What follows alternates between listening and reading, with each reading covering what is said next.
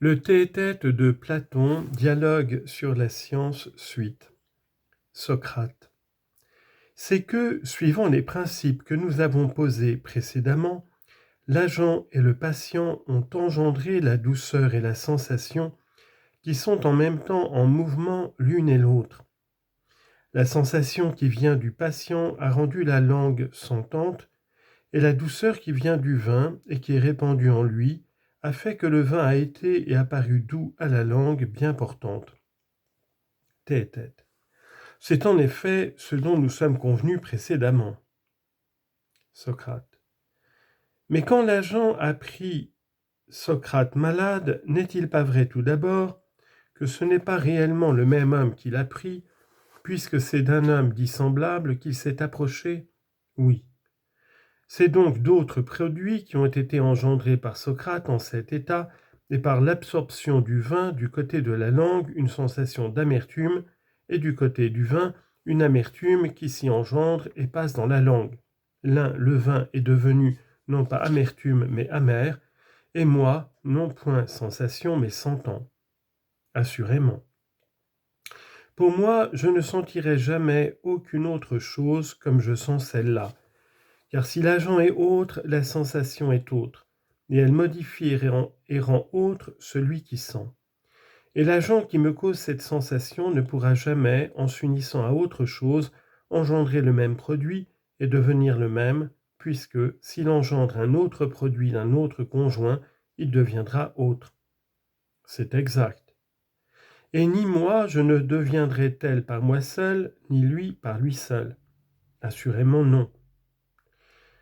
Mais il est nécessaire, quand je deviens sentant, que je le devienne de quelque chose, car il est impossible de devenir sentant si l'on ne sent rien.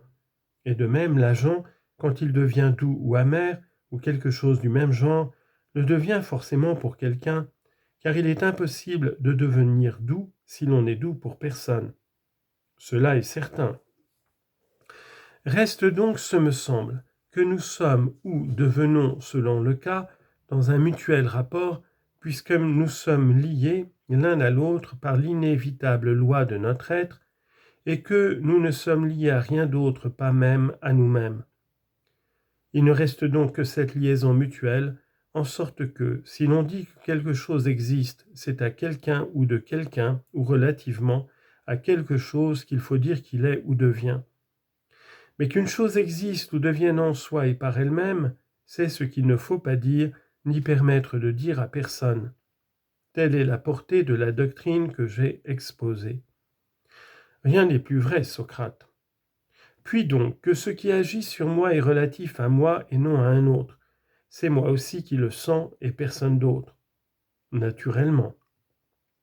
Ma sensation est donc vraie pour moi, car en chaque cas, c'est une partie de mon être, et je suis, comme le dit Protagoras, juge de l'existence des choses qui sont pour moi et de la non-existence de celles qui ne sont pas pour moi.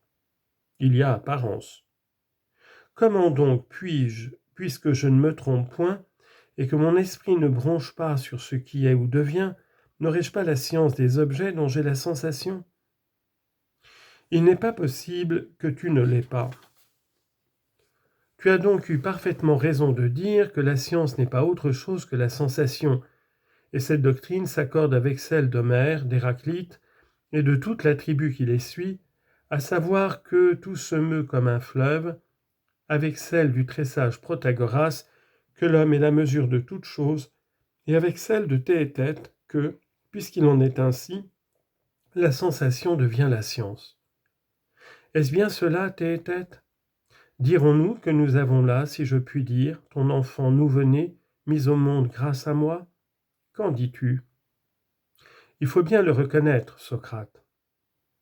Voilà, comme tu vois, l'enfant que nous avons mis au jour, non sans peine, quelle que soit d'ailleurs sa valeur. Maintenant qu'il est né, il faut célébrer l'amphidromie et faire avec notre raison une vraie course autour de lui, en prenant bien garde de nous assurer si le nouveau-né mérite bien d'être nourri ou s'il n'est que vent et mensonge. Ou bien penses-tu qu'il faille à tout prix nourrir ton enfant et ne pas l'exposer? Souffriras-tu qu'on le soumette à la critique devant toi Et ne seras-tu pas trop fâché si on ne t'enlève, si on te l'enlève, bien qu'il soit ton premier-né? Théétète le souffrira sans crainte, car il n'est pas du tout d'humeur difficile. Mais au nom des dieux, dis-moi, est-ce qu'au rebours, la théorie est fausse? Tu es vraiment friand de disputes, Théodore, et tu es bien bon de me prendre pour une sorte de sac plein d'arguments, et de croire qu'il m'est aisé d'en tirer un pour te prouver que ces théories sont des erreurs. Tu ne vois pas qu'en réalité aucun des mouvements ne sort de moi, mais toujours de celui avec qui je converse, et que moi-même je ne sais rien, sauf une petite chose, qui consiste uniquement à recevoir l'argument d'un homme sage et à l'accueillir comme il convient. C'est ce que je vais essayer ici encore avec ce jeune homme, sans rien dire de mon cru. Théodore. Tu as raison, Socrate, fais comme tu dis. Eh bien, sais-tu, Théodore, ce qui m'étonne de ton camarade Protagoras? Qu'est-ce? En général, j'aime fort sa doctrine que ce qui paraît à chacun existe pour lui. Mais le début de son discours m'a surpris.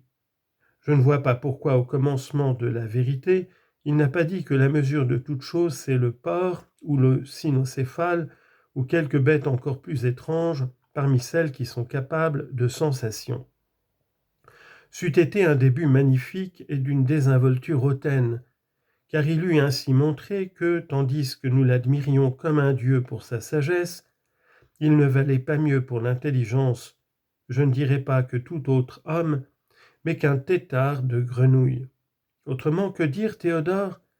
Si en effet l'opinion que chacun se forme par la sensation est pour lui la vérité, si l'impression d'un homme n'a pas de meilleur juge que lui-même, et si personne n'a plus d'autorité que lui pour examiner si son opinion est exacte ou fausse, si au contraire, comme nous l'avons dit souvent, chacun se forme à lui seul ses opinions, et si ces opinions sont toujours justes et vraies, en quoi donc mon ami Protagoras était-il savant au point qu'on le croyait à juste titre digne d'enseigner les autres et de toucher de gros salaires, et pourquoi nous-mêmes étions-nous plus ignorants et obligés de fréquenter son école, si chacun est pour soi-même la mesure de sa propre sagesse?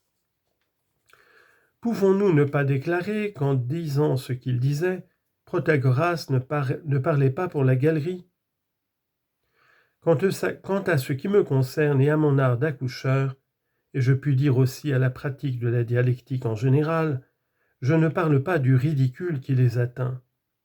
Car examiner et entreprendre de réfuter mutuellement nos idées et nos opinions, qui sont justes pour chacun, n'est-ce pas s'engager dans un bavardage sans fin et s'égosiller pour rien, si la vérité de Protagoras est vraie, et s'il ne plaisantait pas quand il prononçait ces paroles du sanctuaire de son livre? Cet homme, Socrate, était mon ami, tu viens de le dire toi-même, et je n'aimerais ni voir Protagoras réfuté par mes propres aveux, ni non plus te contredire contre mon opinion. Reprends donc tes têtes, d'autant qu'il m'a paru ici encore se plier fort bien à tes suggestions. Socrate. Si tu allais à Lacédémone, Théodore, et assister aux luttes, croirais-tu bien faire de regarder les joueurs nus, dont quelques-uns malingres, sans te déshabiller toi-même et montrer tes formes comme les autres? Théodore.